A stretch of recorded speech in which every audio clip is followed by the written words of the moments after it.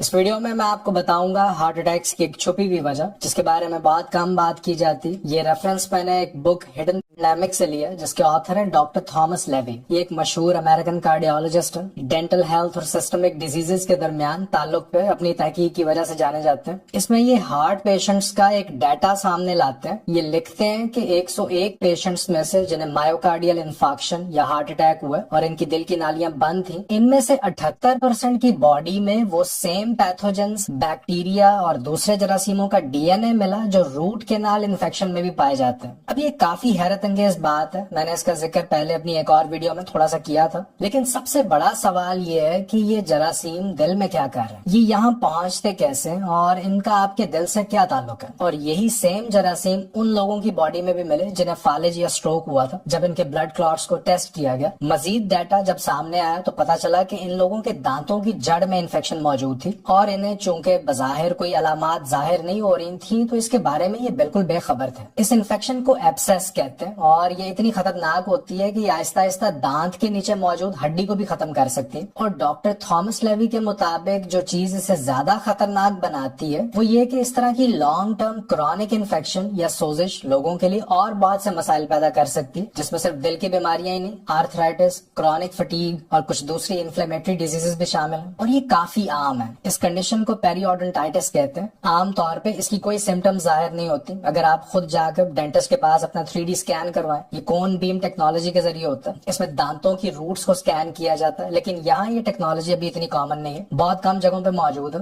ایک خون کا ٹیسٹ بھی ہوتا ہے جس میں سی ری ایکٹیو پروٹینز کو دیکھا جاتا ہے. اگر کوئی انفیکشن موجود ہو تو یہ بڑھ جاتی ہے. آپ اپنے ڈینٹسٹ کے مشورے سے یہ ٹیسٹ کروا سکتے ہیں. اس سچویشن میں جب آپ چباتے ہیں تو دراصل آپ اس بیکٹیریا کو لیمفیٹک سسٹم میں مزید اندر کی طرف پش کر رہے ہوتے ہیں، اور یہ وہ سسٹم ہے باڈی کا جو ہمیں بیماریوں سے بچاتا ہے. اگر یہ سسٹم خراب ہو جائے تو باڈی میں سوزش اور انفیکشن ہو سکتی ہے. ڈاکٹر لیوی مزید لکھتے ہیں کہ ہر سال تقریباً 2.5 کروڑ لوگ دنیا بھر میں روٹ کینالز کرواتے ہیں، اور ان کے ڈیٹا کے مطابق روٹ کینال ہی اس مسئلے کی اصل جڑ ہے. کیونکہ روٹ کینال میں کیا ہوتا ہے کہ دانت کا اندرونی حصہ جسے پلپ کہتے ہیں اسے نکال دیا جاتا ہے. اس حصے میں نروز ہوتی ہیں، خون کی چھوٹی نالیاں اور سافٹ ٹیشوز ہوتے ہیں. پھر یہ دانت کو اسٹیریلائز کر کے سیل کر دیتے ہیں تاکہ دوبارہ انفیکشن نہ ہو. مسئلہ یہ ہے کہ اس پروسیس کے دوران جب پلپ کو نکالا جا رہا ہوتا ہے تو اس میں دانت کے اندر چھوٹی چھوٹی نالیاں ہوتی ہیں جنہیں ٹیوبیولز کہتے ہیں. انہیں نقصان پہنچتا ہے اور بعض اوقات ان کو بھی نکال دیا جاتا ہے تاکہ انفیکشن کو پوری طرح سے صاف کیا جا سکے. اور یہ ٹیوبیولز دانت کے مدافعتی نظام کا حصہ ہوتی ہیں. تو اب اس جگہ پہ بیماری پیدا کرنے والے جراثیم آ کے دوبارہ سے اٹیک کر سکتے ہیں. ویسے بھی اگر کوئی کرونک انفلیمیشن کا شکار ہے یا بہت عرصے سے ڈینٹل ایبسیس بنا ہوا ہے، انفیکشن اگر زیادہ ہے تو یہ ممکن نہیں ہے کہ ایک ہی پروسیجر سے یہ سارے جراثیم ختم ہو جائیں. یہ انفیکشن دانت میں ہو سکتی ہے، گمز میں ہو سکتی ہے، جبڑے میں ہو سکتی ہے، اور ایون ٹونسلز میں بھی ہو سکتی ہے. اور یہ کرونک ایکسپوجر سے ہوتا ہے جب بار بار یہ جراثیم آ کے اٹیک کرتے ہیں، خاص طور پہ جب آپ کا امیون سسٹم اگر اتنا مضبوط نہ ہو کہ ان کا مقابلہ کر سکے. یہ جراثیم آکسیڈیٹو سٹریس پیدا کرتے ہیں. آکسیڈیٹو سٹریس وہ کنڈیشن ہے جس میں باڈی میں بہت زیادہ فری ریڈیکلز اکٹھے ہونے لگتے ہیں، اور یہ تبھی ہوتا ہے جب آپ کے پاس ان کا مقابلہ کرنے کے لیے باڈی میں اینٹی آکسیڈنٹس موجود نہ ہوں.